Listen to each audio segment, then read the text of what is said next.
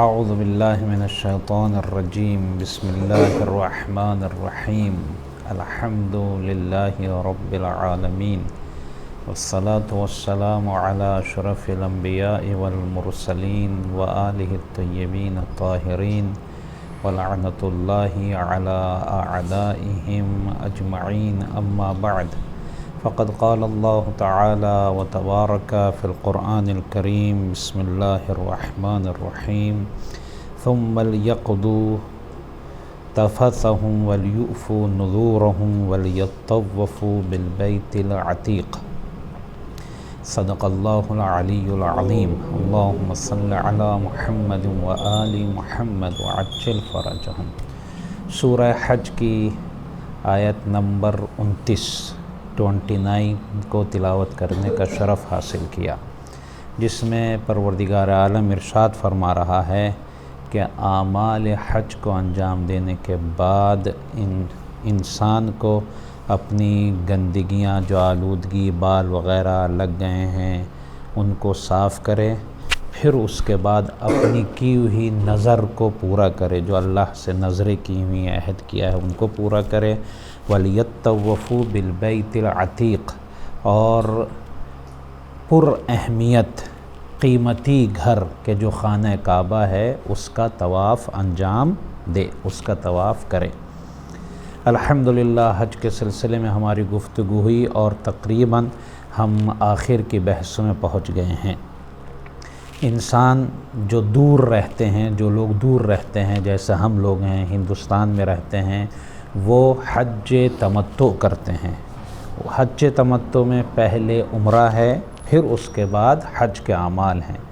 حج کے اعمال ہم نے پڑھے، احرام باندھیں گے، عرفات میں رہیں گے، مشعر میں رہیں گے، پھر 10ویں تاریخ کو منی میں پتھر ماریں گے، قربانی دیں گے، بالوں کو کٹائیں گے۔ اس کے بعد کچھ اعمال حج کعبے کے پاس آ کر انجام دیے جاتے ہیں، جس میں سے سب سے پہلے طواف حج ہے جو ہم پڑھ چکے۔ طواف حج، پھر اس کی نماز، 2 رکعت نماز، پھر سعی، صفا و مروہ کی سعی، یہاں تک ہم پہنچے۔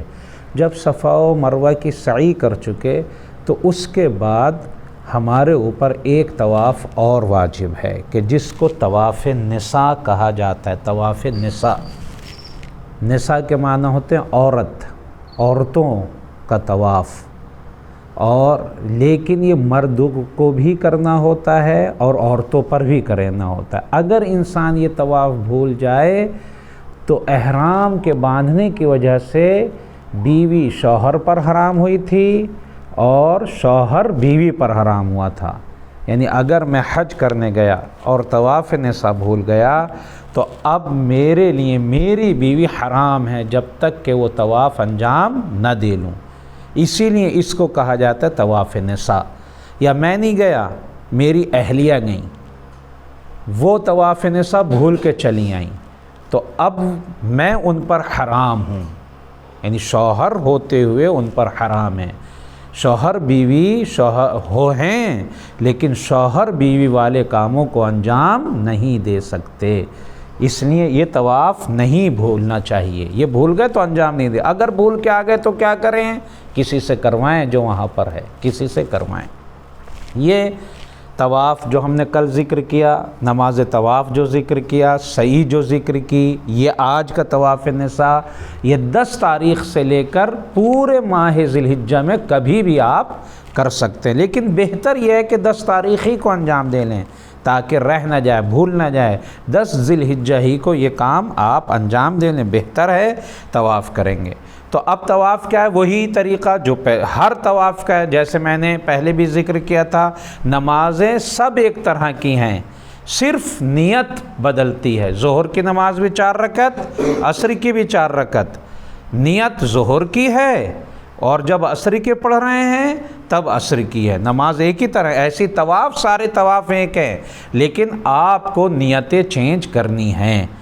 تو پہلے آپ مکے میں آ گئے 10 تاریخ کو، مثلا 10 تاریخ کو اگر کرنا چاہتے ہیں طواف کریں گے، کہے گا طواف حج کے نام سے، طواف حج، حج تمتع کرتا ہوں قربتاً اللہ، پھر نماز پڑھیں گے، नमाज हज तमत्तो के तवाफ़ की नमाज पढ़ता हूँ कुर्बतन इलल्लाह, फिर सई करेंगे, हज तमत्तो की सई करता हूँ कुर्बतन इलल्लाह नियत।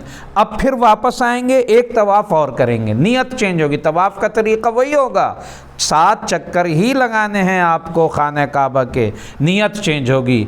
हज तमत्तो का तवाफ़ निसा करता हूँ कुर्बतन इलल्लाह, फिर हजर अस्वद से शुरू करेंगे, हजर अस्वद पर ख़त्म, 1 चक्कर, फिर हजर अस्वद से शुरू, 1 चक्कर, 2 चक्कर।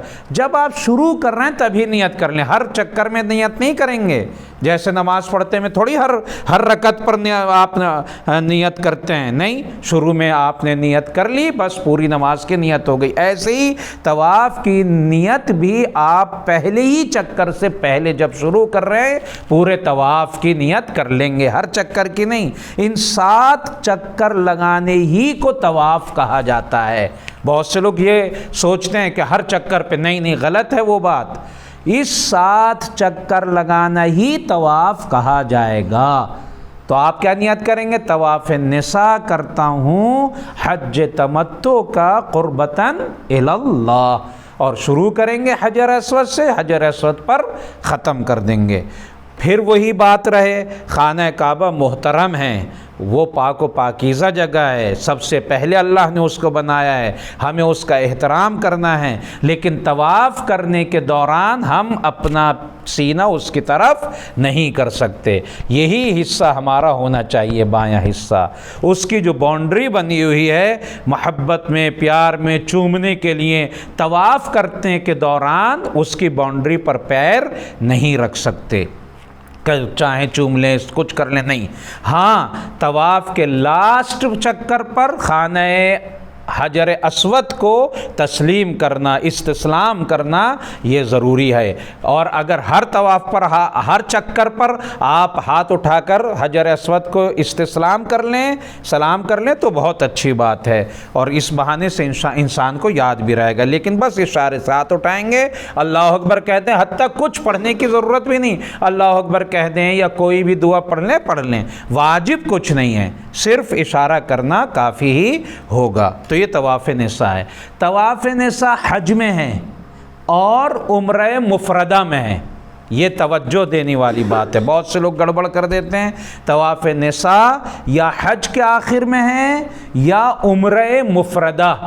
हज वाला जो उम्रा होता है उम्रे तमत्तो का, उसमें तवाफ़ निसा वाजिब नहीं है, उसमें नहीं है, वो तक़सीर पर ख़त्म हो जाता है। उम्र मुफरद यानी आम दिनों में जब आप हज पर जा रहे हैं और उम्रा कर रहे हैं, आम दिनों में उम्रा करने चाह रहे हैं, उसे कहते हैं मुफरदा। उसके लास्ट में तवाफ़ निसा करना ज़रूरी है, बग़ैर तवाफ़ निसा किए हुए उम्रा मुफरदा मुकम्मल नहीं होता। इसी तरह से हज के लास्ट में तवाफ़ निसा करना ज़रूरी है, तवाफ़ निसा के बग़ैर हज मुकम्मल नहीं होता। अगर कोई बग़ैर तवाफ़ निसा किए हुए आ गया तो किसी के ज़रिए तवाफ़ निसा करवाना ज़रूरी है, और जब तक ये तवाफ़ नहीं हो जाएगा उस वक्त तक शौहर बीवी होते हुए मेरे ऊपर तवाफ़ शौहर बीवी वाले काम हराम है, मैं अंजाम नहीं दे सकता, कफ़ारे का सबब बनता है। अल्लाह से दुआ है कि वो हमें सही से तमाम आमाल को अंजाम देने की तौफ़ीक़ अता फ़रमाए, तमाम लोगों को हज व ज़ियारत नसीब करे, और जो लोग हज पर नहीं उम्रे पर जा सकते हैं उन्हें कम से कम उम्रे पर जाने की तौफ़ीक़ अता फ़रमाए। वस्सलामु अलैकुम व रहमतुल्लाहि व बरकातुहू। अल्लाहुम्मा सल्लि अला मुहम्मद व आलि मुहम्मद व अज्जिल फ़रजहम।